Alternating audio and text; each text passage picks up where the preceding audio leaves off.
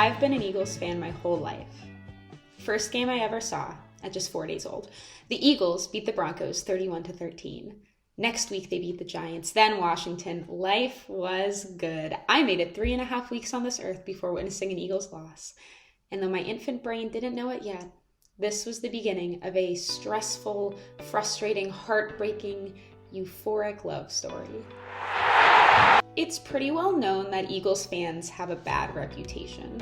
The Vet is still the only stadium ever to have its own courtroom, known lovingly as Eagles Jail, which was created after a particularly rough night in 1997 when 60 separate fights broke out across the stadium in a game against the 49ers, one of which ended in someone shooting a flare gun into the sky. This was 11 years after the infamous snowball incident, in which Eagles fans booed and threw snowballs at Santa Claus in their last game of a season where they lost 11 games in a row, an NFL feat that hadn't been achieved since 1936 by, also, the Eagles. And they love to make fun of us. They, of course, meaning everyone. Philly versus the world. I mean, you remember what they said leading up to Super Bowl 52. Philadelphia Eagles, sorry, you're not the same team. Nobody can conjure a path for the Eagles to get past this 10-win Falcons team. When you get to third down and you're talking about the Minnesota Vikings defense, here's what you think of, the best in the league. I think it's going to be a 27-24 game, and I think New England's going to win it. So there you have it. We won in 2018 against all odds. So we have come to know and to believe the love Philadelphians have for this messy, injured, imperfect team. Just last week, we were a team with only 3 wins who broke the Saints' 9-game winning streak, a game no one thought we could win, but I turned on the television anyways, and so did every Eagles fan I know. And isn't that how we're supposed to love each other? Every statistic, every shred of evidence suggests you're going to lose this game, but I will still show up for you. No matter the enemy you face this week, there is no fear in love, because perfect love casts out fear. There is no reason Doug Peterson should go for 2-point conversions as often as he does. It stresses me out. But he does it because he believes in his team. This man loves his team with a wild heart, and for all his terrible play calling and stubborn refusal to hire an offensive coordinator, there's something magic about going for it on 4th and 1 when you don't even have a great field position. Some say it's reckless, and some say Philadelphia sports fans are reckless, but I say our love is just too big to be contained. And if that's reckless to you, so be it. Whoever loves God must also love his brother. Here in the city of brotherly love and sisterly affection, we love you with all your rough edges on display. We love you on your worst days. We love you in your weakest moments. We love you when your offensive line is falling apart. This is not the sanitized, Hallmark card candy heart love you might find in other cities. This is a love that will never give up on you, even when you're playing with a backup quarterback and every major sports station has turned its back on you. What other city would have a victory speech that lists with pride all the reasons other people said we couldn't win?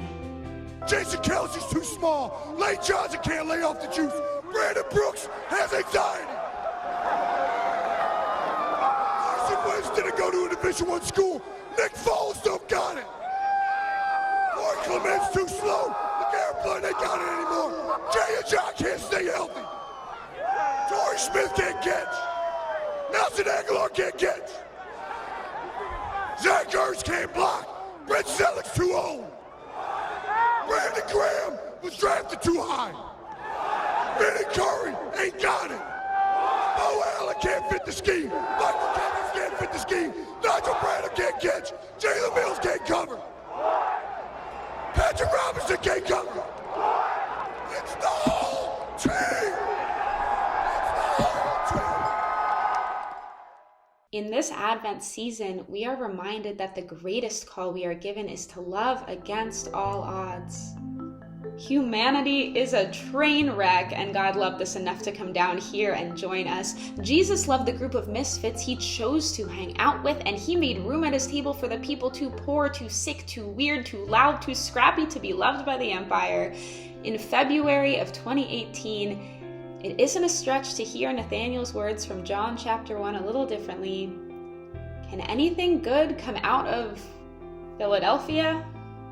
Now, I'm not saying Philadelphia is the Jesus Christ of cities, but like, who else would it be? New York? Come on. I'm just saying there's something to learn here. We have something to learn from the undying passion of Philadelphians about what it means to love our neighbors, what it means to love ourselves, and what it means to receive God's unconditional love. Will I fight anyone who says that Sheetz is better than Wawa, even though I've never even been inside of a Sheetz or tasted any of its food? Of course.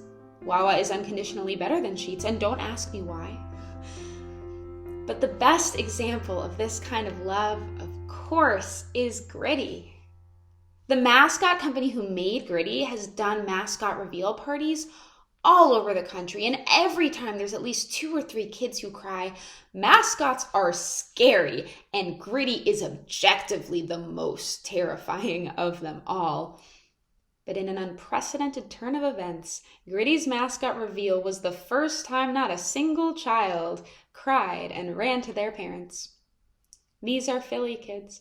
They see this horrendous orange furball who looks like they just climbed out of a gutter, and these kids had nothing but love to show.